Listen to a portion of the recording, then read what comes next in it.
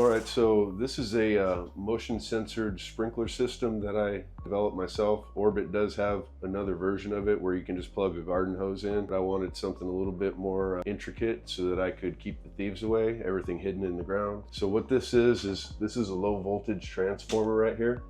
So this is what you see on any appliance inside your house. This just takes regular electricity and transforms it down to low voltage. So low voltage is what a sprinkler valve uses. So here's an example of that. I just got that plugged in right there. You touch it, you can hear it's activating that valve.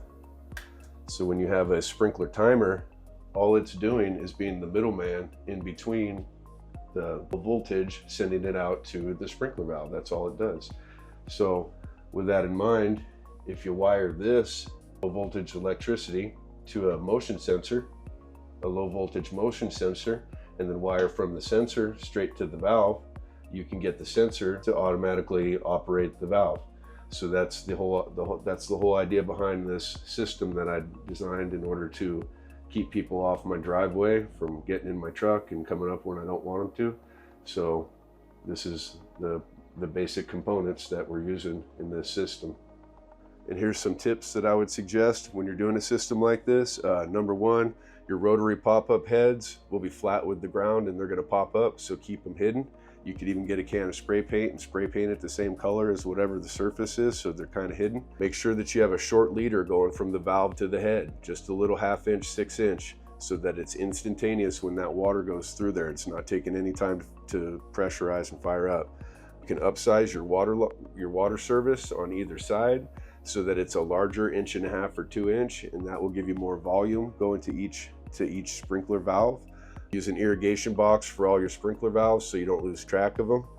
Install 110 volt plugs in hidden areas. So basically try and keep it low and consolidated so that people aren't seeing exactly what is going on.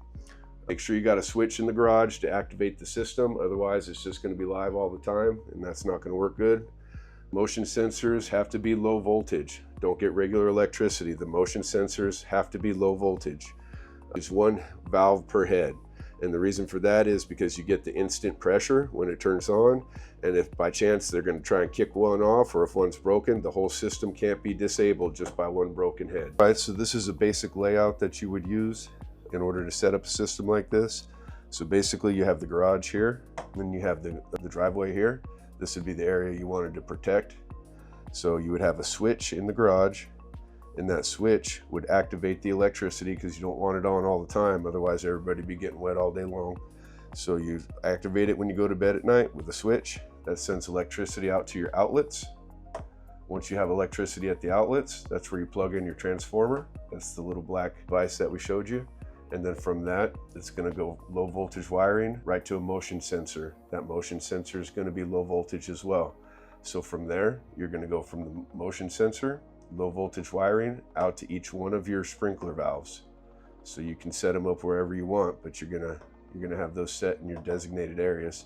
And then from the sprinkler valve, you're going to have a short stub of pipe that goes to each sprinkler head. So once you have all that in place, and you're ready to go. So this is an example of where your water would be coming in at the house, your water meter. So then you have your water service coming up, say to the house. So you're going to tap into that. You're going to run a water line coming across. So now you're getting water feed going to your sprinkler valves. So now you have water supply going to those valves. So once you have all your water line in place and all your electricity set in place with your sensors and your low voltage wiring, it's ready to activate as soon as the electricity is on. As soon as somebody comes up in the driveway, they're going to get detected by the sensor. It's going to send the signal straight out to the valve to open, and then it's going to deliver water to each sprinkler head.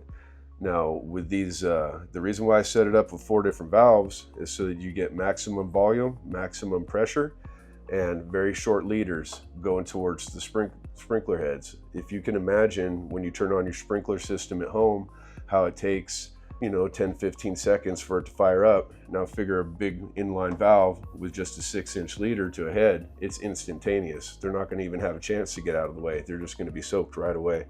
And the reason why I put 4 different ones all plumbed into the water line was so if one of them got broken, the whole system doesn't shut down. So they're basically all 4 of them are independent, working by themselves.